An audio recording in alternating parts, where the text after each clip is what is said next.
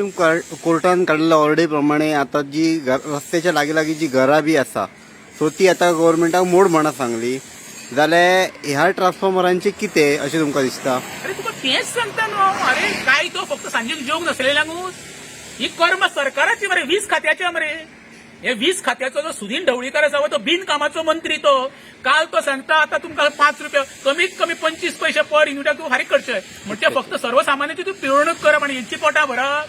ह्या बिल्डरांची पोटां भरपाक तुम्ही सर्वसामान्य लायट बिल करता तेका लोक सांगता हे अजिबात खपून घेवपाचें ना. हांव तुका 8 ट्रान्सफॉर्मर दाखयता जे वेऱ्यान रोडार जातले एक्चुअली इमिजिएटली एक काडपाक जाय जो पण कोण मोर्चा पयलीं तरी काडा बाबा न्हू.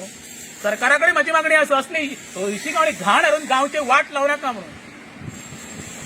कांयच ना. जेन्ना एखादो रोड समज 25 मीटर आसा कंपल्सरी 12.5 मीटर सोडपाक जावो हो सरकाराचो कायदो आनी सुप्रीम कोर्टाने तेच म्हटलां जे रोडा सायडीक म्हणजे जे स्पेस सोडूंक जावो 15 मीटर 7.5 मीटर जाय तोच फॉलो कर म्हणटा हांव.